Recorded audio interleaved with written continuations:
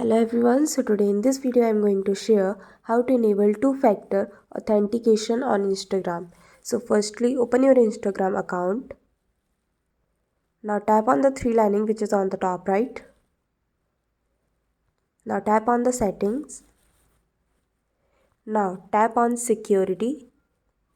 Now here you can see two-factor authentication option. So just tap on two-factor authentication. Now tap on get started. Now here you can select your security method, authentication app and WhatsApp text message.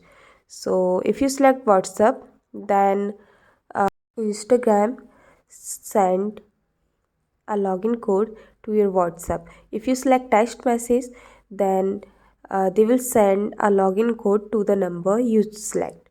So now select your method. Now enter the confirmation code.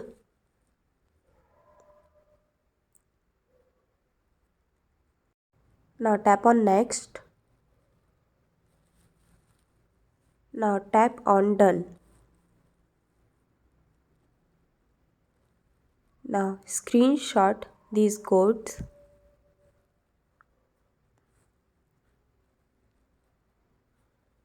Okay, so this is how you can enable two-factor authentication on Instagram.